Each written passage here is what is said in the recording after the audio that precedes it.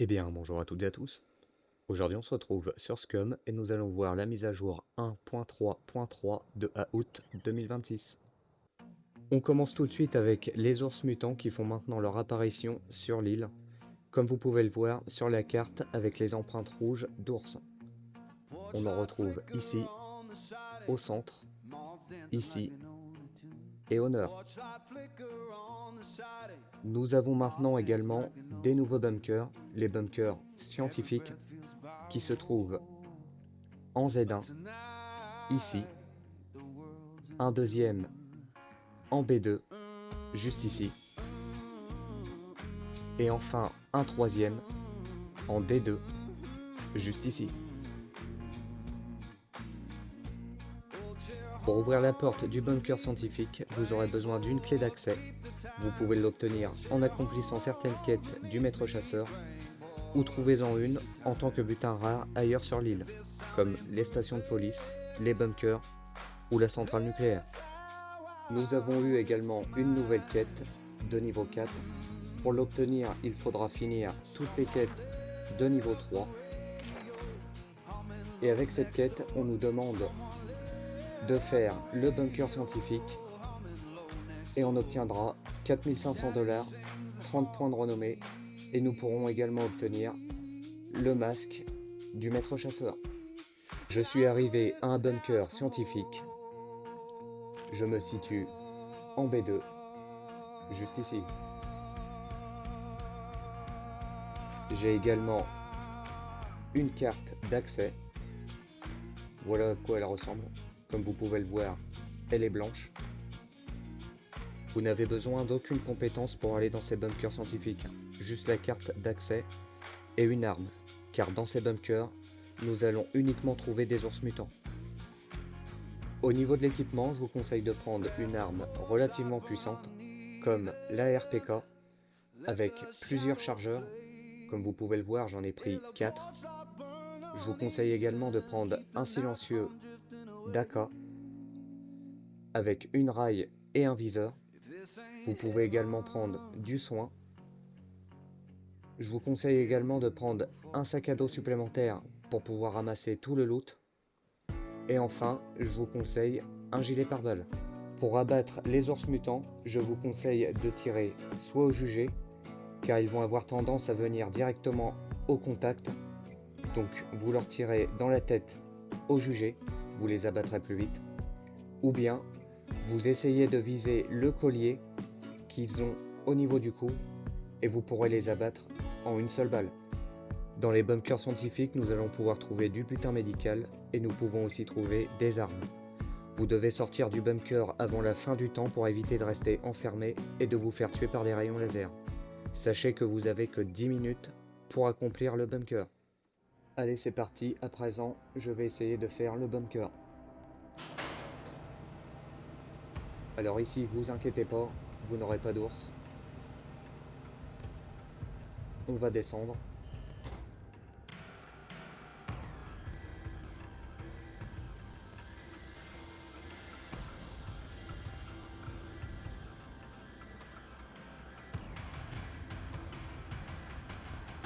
Ici, il vous faudra la carte pour pouvoir ouvrir la porte.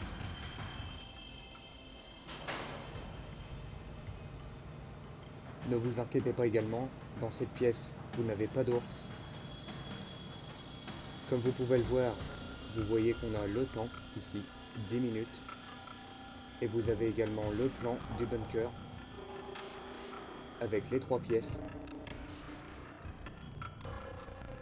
Sachez que dans les 3 pièces, vous allez avoir soit 3, 4 ou 5 ours dans les différentes pièces.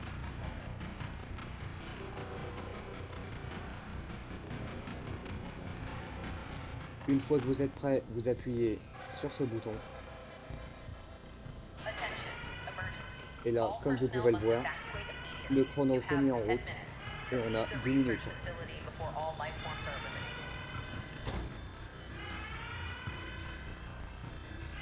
On a un ours juste en face.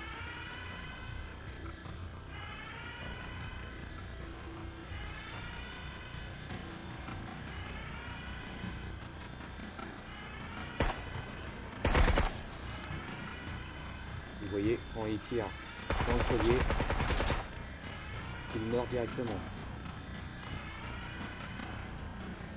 Donc faites attention.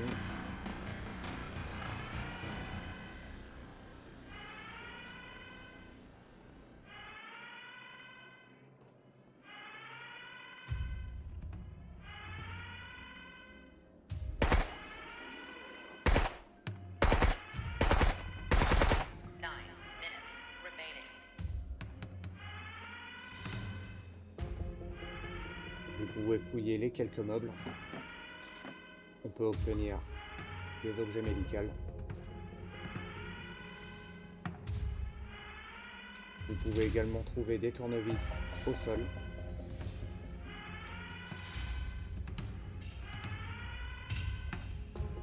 Une fois que vous avez fait le tour de la pièce, vous montez ici.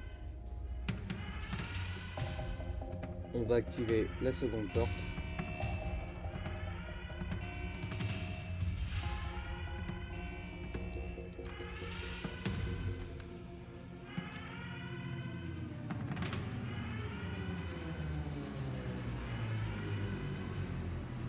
Vous pouvez également fermer la porte derrière vous pour éviter qu'un ours ne vous surprenne.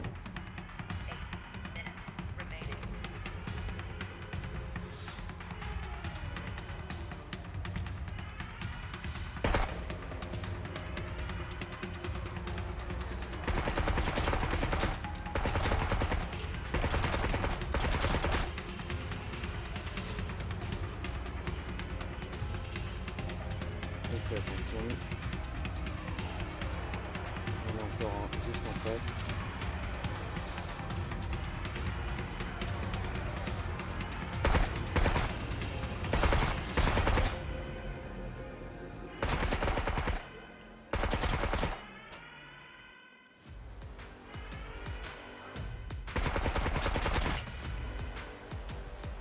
Je vais me soigner.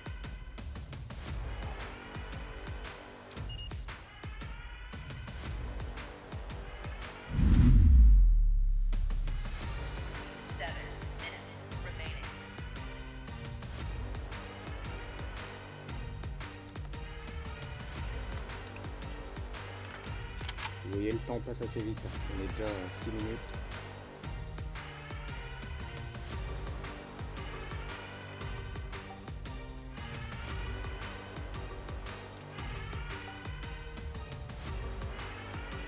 Vous avez quelques casiers que vous pouvez fouiller également. Là, on a un hunter carbone, des gants et une lampe de dévergol. Une fois que vous avez fait le tour, on peut ouvrir la troisième porte.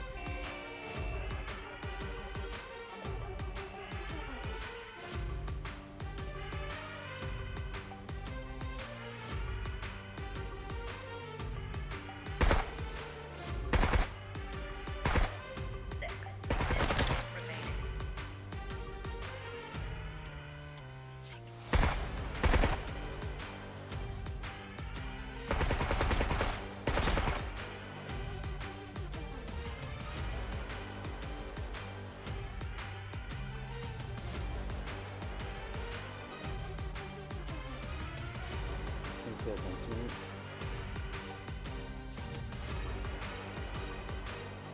Vous pouvez également fouiller les caisses, lunettes de vision nocturne, des gauges.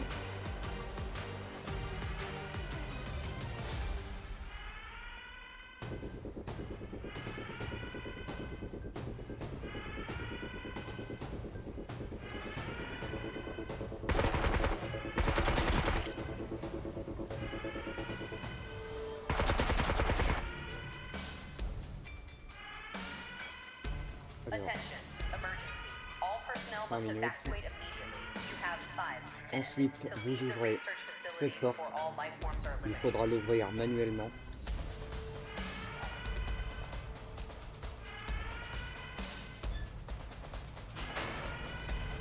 Voilà. Alors, dans cette pièce, vous n'avez pas d'ours, mais attention, ils peuvent rentrer d'ici.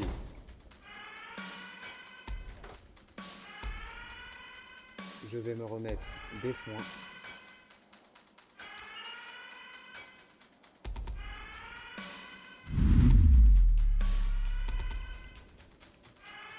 Alors ici nous avons un sérum PT29.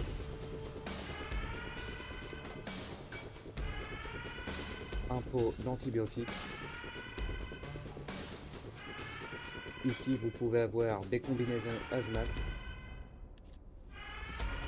Comme vous pouvez le voir, on n'a pas besoin de les crocheter. Encore une combinaison hazmat.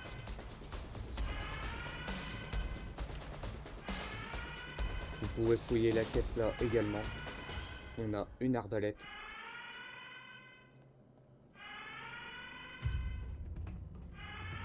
Ici, vous pouvez retrouver de l'uranium et ses réservoirs.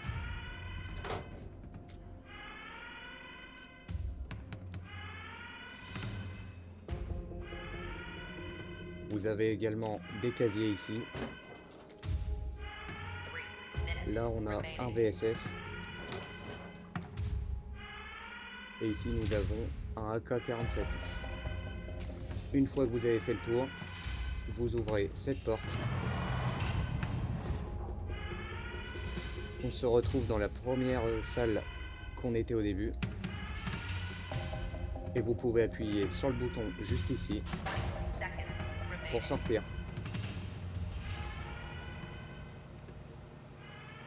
Comme vous avez pu le voir, attention aux ours qui peuvent être assez difficiles à gérer, surtout tout seul. Je pense que ça devra être mieux de le faire à deux que seul.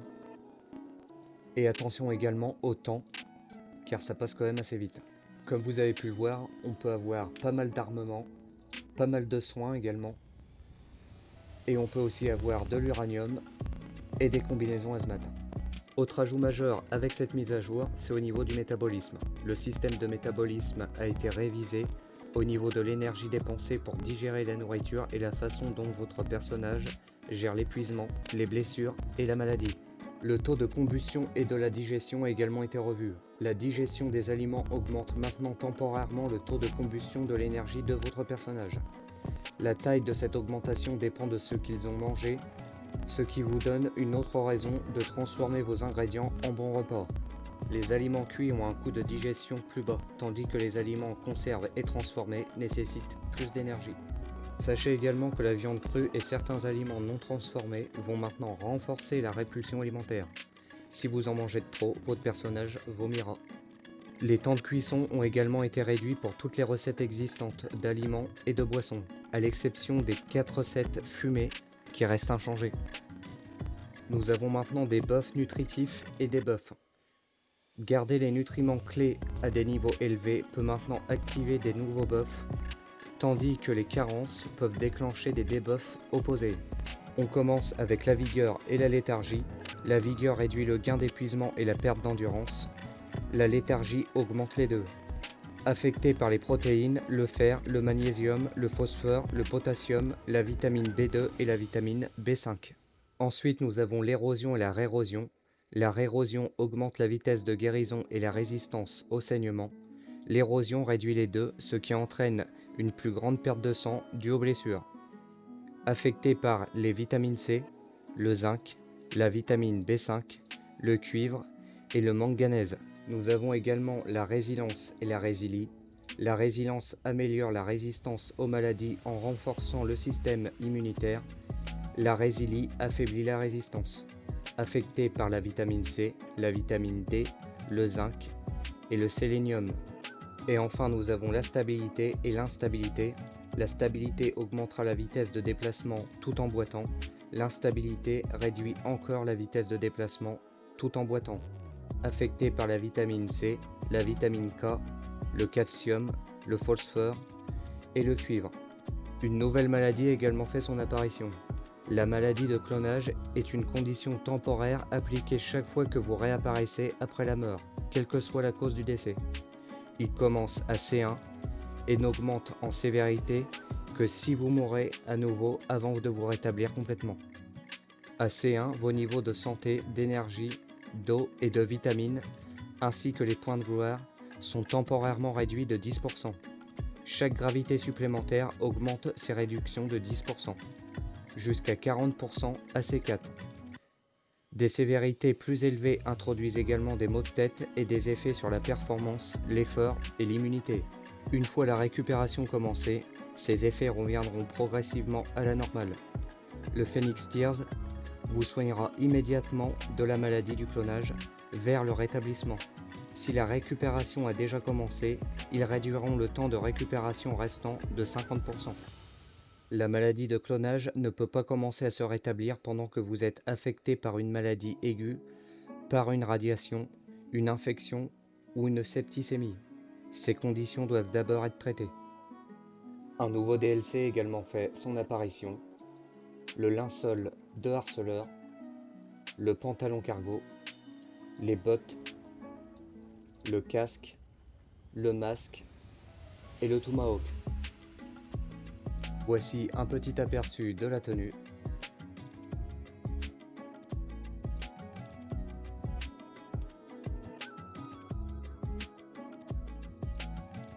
Personnellement, je la trouve plutôt sympa.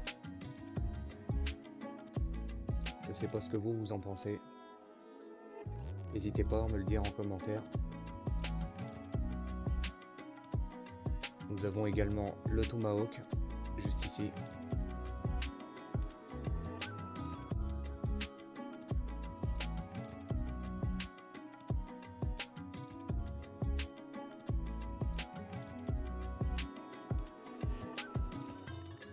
Nous avons eu également pas mal de corrections de bugs. Si vous souhaitez en savoir plus, n'hésitez pas à aller sur la page Steam. Voilà les survivants, c'est ici que s'achève la vidéo sur la mise à jour 1.3.3 de août 2026. Si vous avez aimé, n'hésitez pas à mettre un j'aime, à vous abonner si ce n'est pas déjà fait. Si vous avez des questions, n'hésitez pas à les mettre dans les commentaires, j'essaierai d'y répondre. Et puis nous on se dit à la prochaine pour une prochaine vidéo. Allez, à la prochaine les survivants.